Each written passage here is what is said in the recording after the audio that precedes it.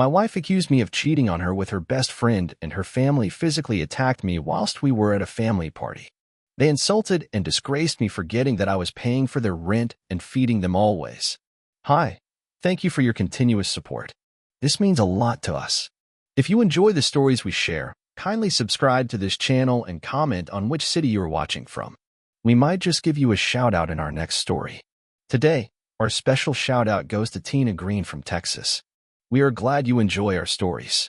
Now let's dive into the details of today's story. I had built my life around Amanda, pouring my heart, my time, and every ounce of energy into making sure she never had to struggle. I wasn't just a husband.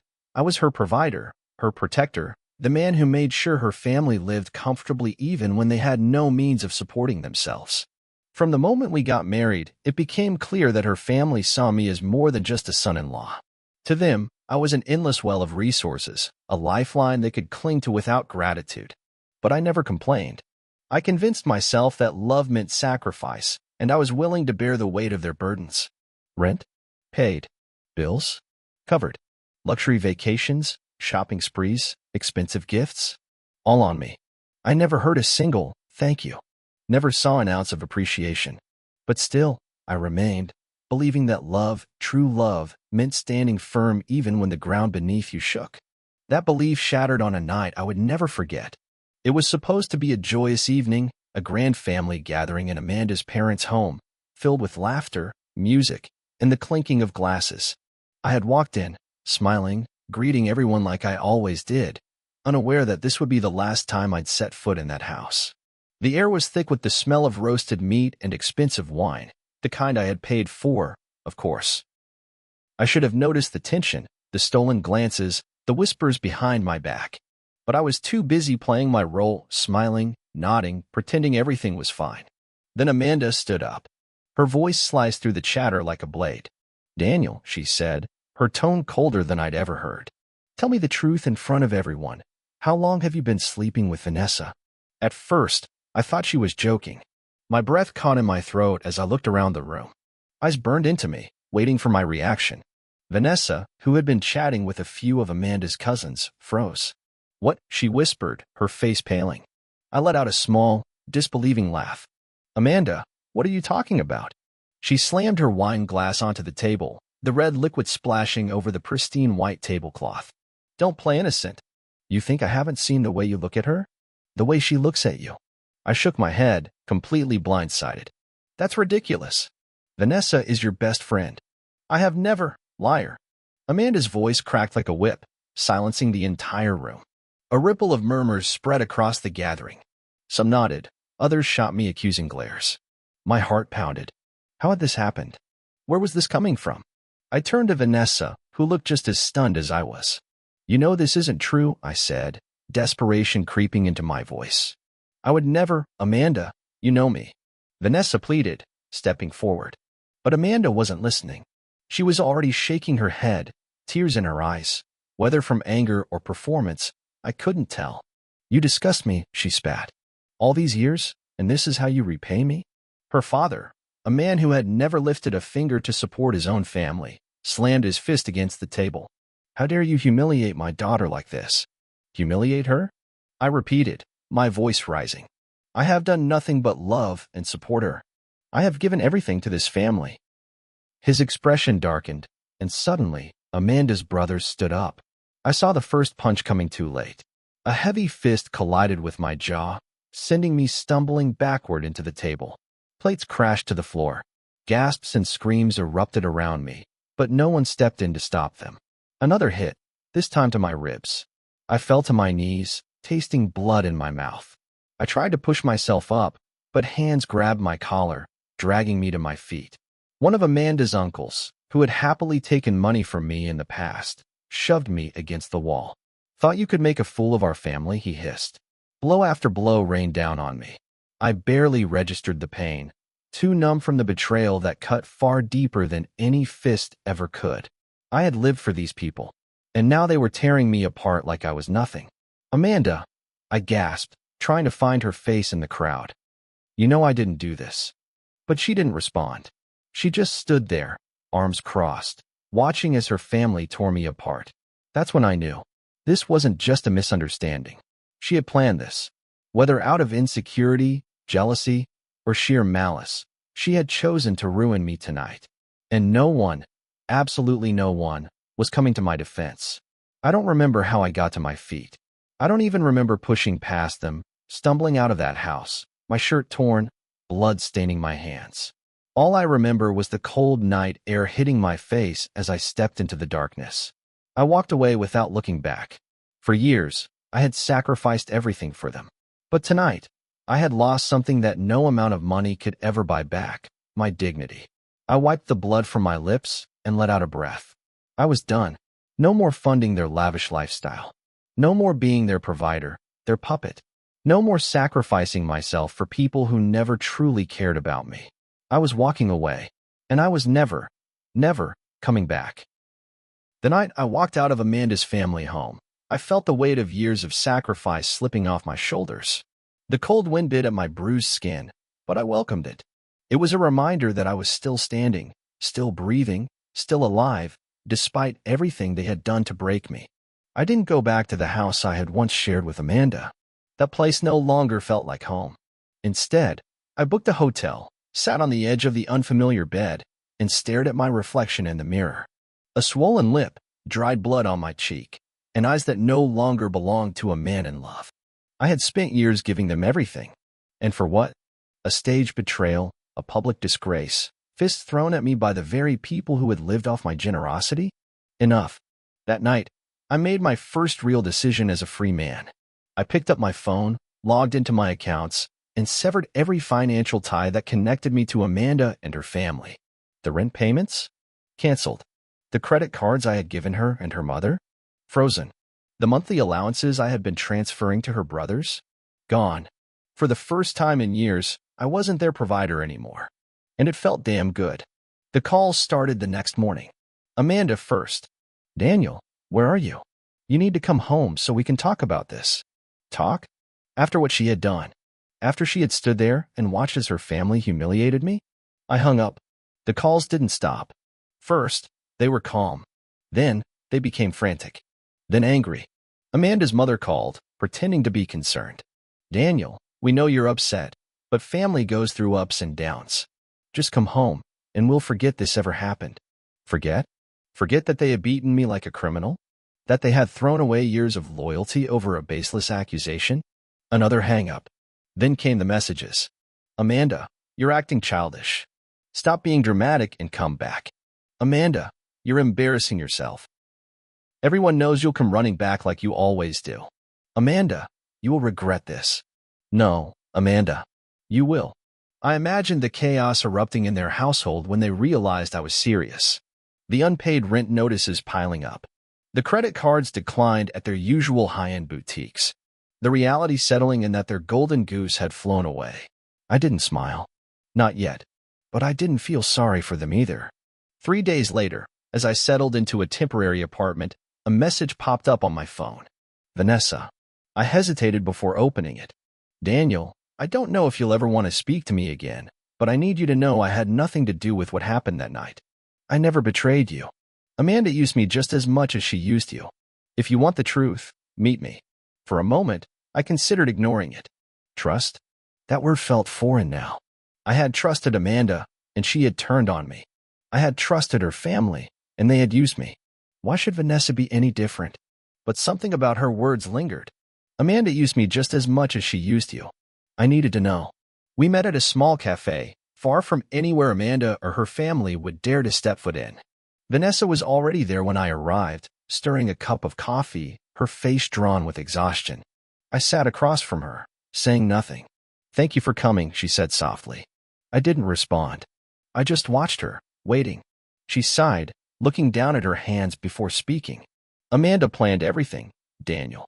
She told her family you were cheating before she even accused you in front of everyone. She needed them to be on her side before you had a chance to defend yourself. I clenched my fists under the table. Why? What the hell did she gain from this? Vanessa hesitated. She thought you were going to leave her. I scoffed. Leave her? I was the only one keeping her life together. I know, Vanessa said, nodding. But she was paranoid. She was convinced you were getting tired of her family, of supporting them. She thought that if she exposed you as a cheater first, she could control the narrative. She could turn everyone against you and make sure you were the villain, not her. My stomach twisted. Amanda hadn't just accused me on a whim. She had plotted this, crafted a lie, spread it like wildfire, and stood back as her family ripped me apart. She never loved me. She just feared losing her security. I exhaled slowly, the weight of it all pressing against my chest. And you? What did she do to you? Vanessa let out a bitter laugh. The same thing she did to you. She turned on me the second I questioned her story. She told her family that I had confessed to sleeping with you, that I was a traitor. My own best friend gone, just like that. For the first time since that night, I felt something close to understanding. We had both been victims of Amanda's cruelty. I didn't reach out to clear my name, Vanessa said. I just thought you should know the truth. I studied her, searching for any hint of deception. But all I saw was exhaustion. Pain. The same pain I had been drowning in for days. Thank you, I said at last. She nodded. And for the first time in a long time, I felt a small crack in the wall I had built around myself. Days turned into weeks. The calls from Amanda stopped. Then the rumors started. Word spread quickly, Daniel had cut them off. The once proud family who looked down on everyone now struggled to afford the very lifestyle they had flaunted. Eviction notices were taped to their front door. Amanda's mother, who once bragged about her comfortable life, was now seen bargaining at second-rate markets. Her brothers, who never worked a day in their lives, were scrambling for jobs. And Amanda? She had tried to keep up appearances. She had tried to act as though nothing had changed. But the cracks were showing. Vanessa told me she had run into Amanda at a party. She had looked exhausted, desperate, clutching onto the last threads of the life she once knew. She had bet everything on me crawling back. But I never did. As I sat in my apartment, staring out at the city lights, I felt something I hadn't in a long time. Peace. I was no longer a prisoner of their expectations. No longer a fool throwing his money into a bottomless pit of greed and entitlement. I was free. And though I didn't know what the future held, one thing was certain. I would never let anyone take advantage of me again. For the first time in years, I felt like I could breathe.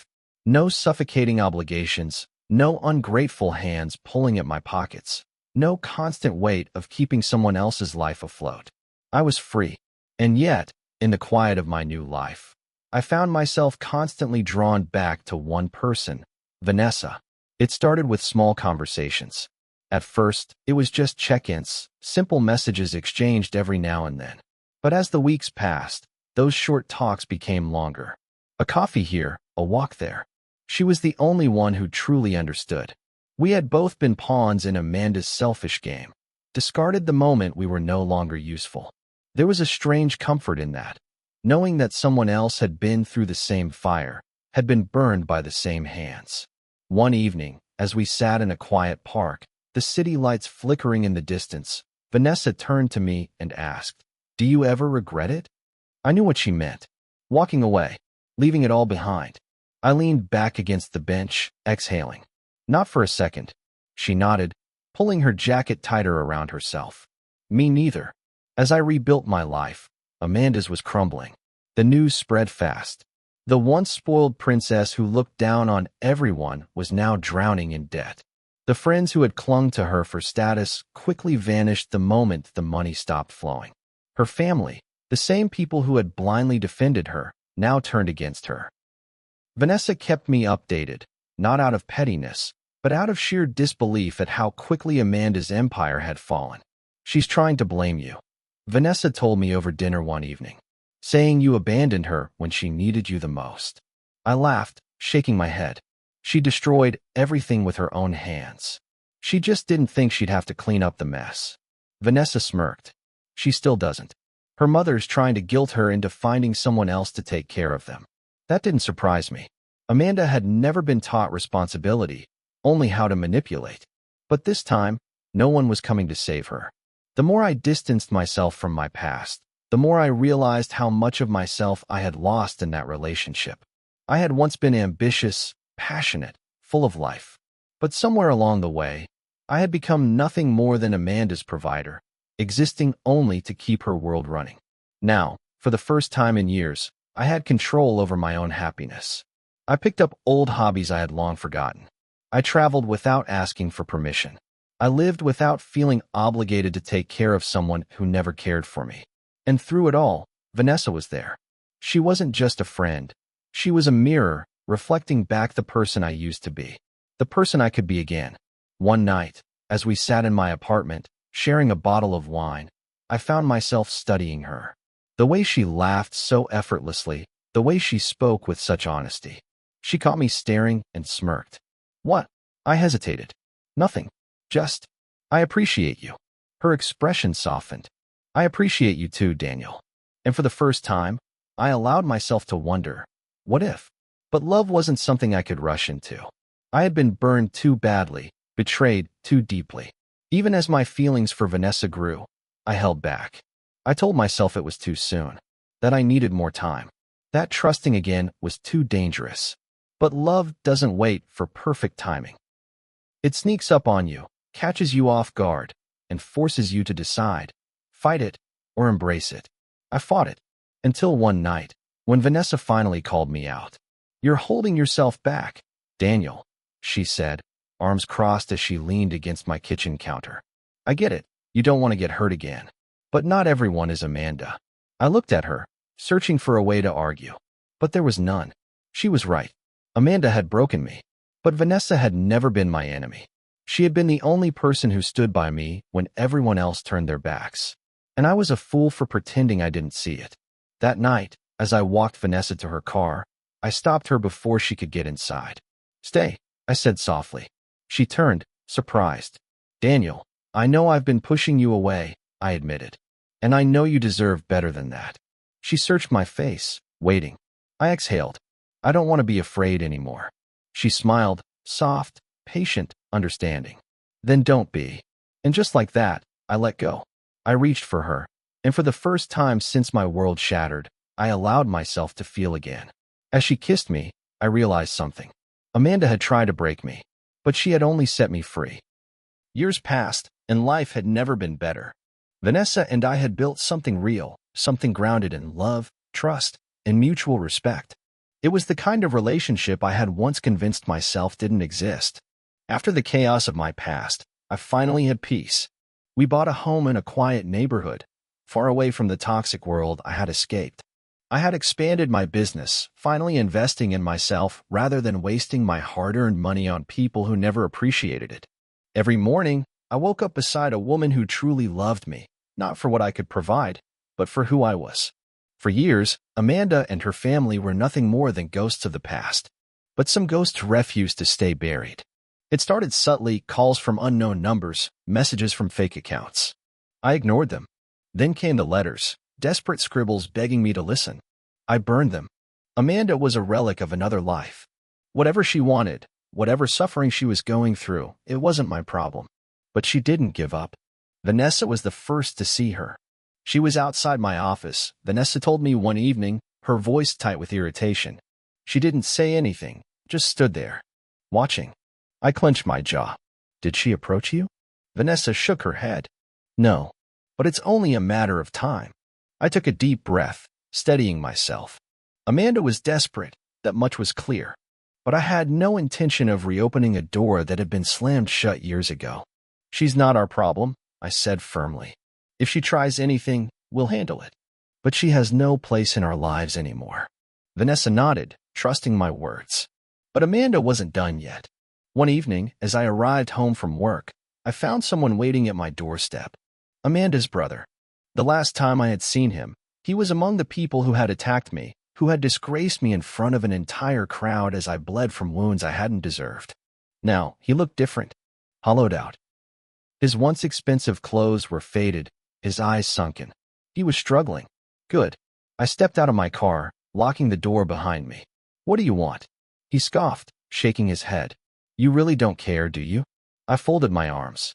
Not even a little. He ran a hand through his hair, his frustration clear. Amanda is losing everything.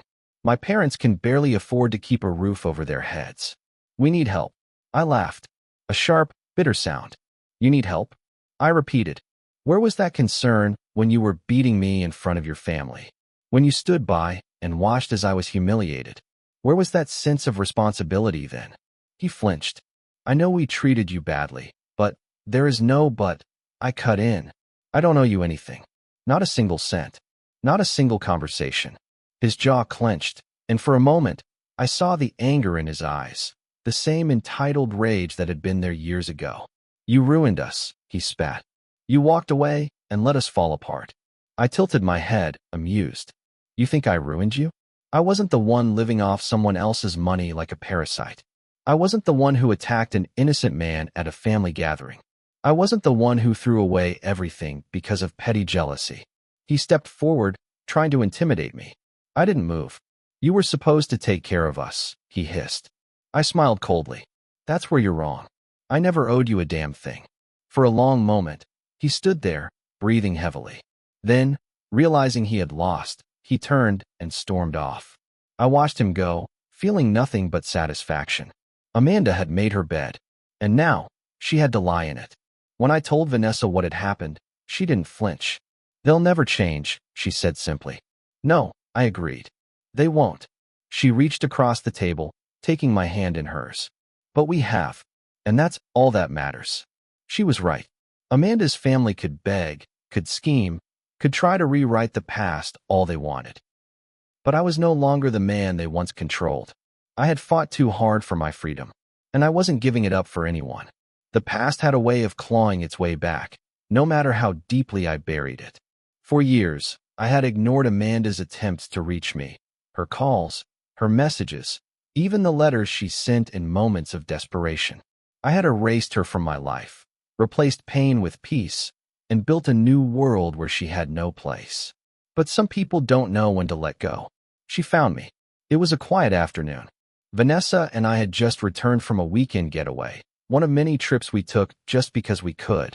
Life had given me a second chance, and I wasn't wasting a second of it. As I stepped out of the car, stretching my arms, I noticed someone standing near the gate. Amanda. She was thinner than I remembered. Her once pristine hair was unkempt, her designer clothes replaced by something simpler, less polished. But her eyes, those hadn't changed. Desperate. Calculating. She had come with a purpose. Vanessa saw her at the same time I did. She didn't flinch, didn't waver, just reached for my hand and held it firmly. Amanda's lips parted slightly at the sight. She hesitated, but then squared her shoulders, stepping forward. Daniel, she said softly. I raised an eyebrow. You shouldn't be here. She ignored my coldness. I just need to talk. Vanessa gave me a look, silently asking if I wanted her to stay or leave. I squeezed her hand. Stay? Amanda's eyes flicked toward Vanessa, then back to me. Alone? No, I said firmly. Whatever you have to say, you can say in front of my wife. The word wife hit her like a slap. Her fingers twitched at her sides, but she forced a smile. Her voice broke slightly. I need help. I laughed. Not because it was funny, but because of how predictable it was. Help, I repeated. After everything you did? Her expression tightened. I was misled, Daniel. My family poisoned my mind. I thought you were cheating. I truly believed it. I only realized too late that I was wrong. I tilted my head. You realized after your family lost the luxury lifestyle I provided? Her face paled. It's not like that.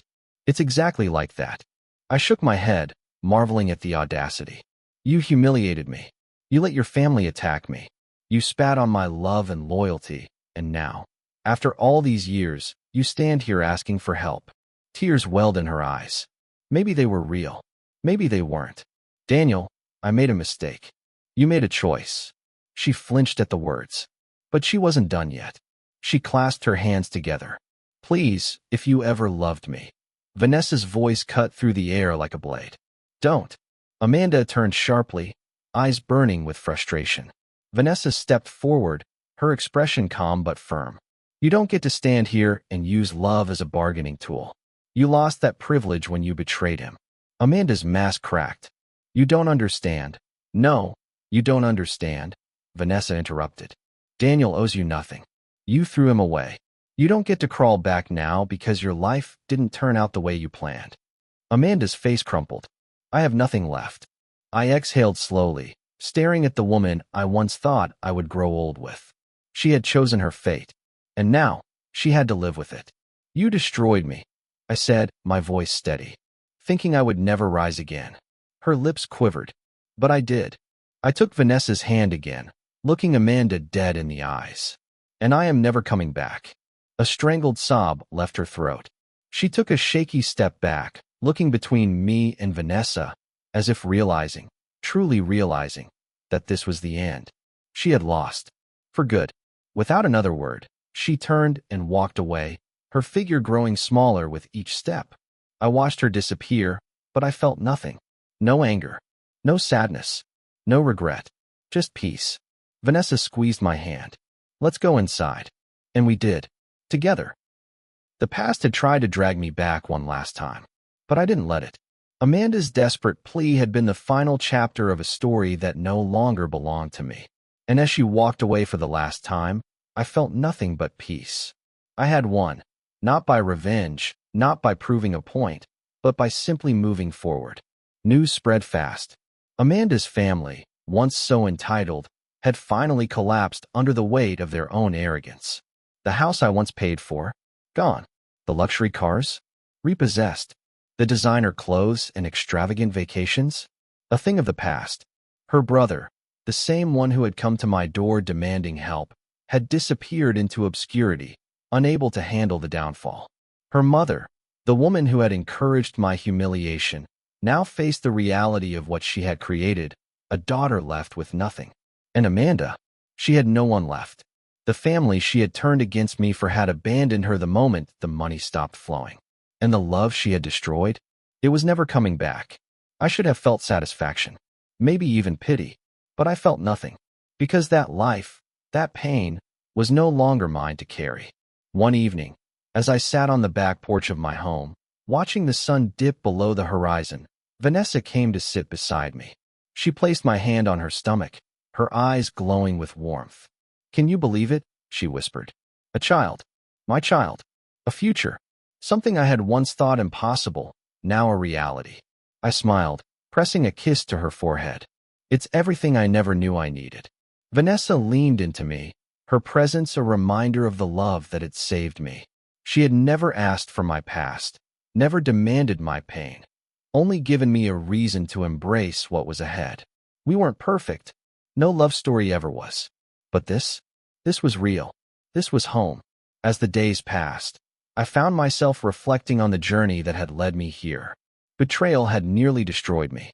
But if Amanda had never falsely accused me, if her family had never attacked me, if I had never walked away, I never would have found this life. I never would have discovered my own strength. I never would have found Vanessa.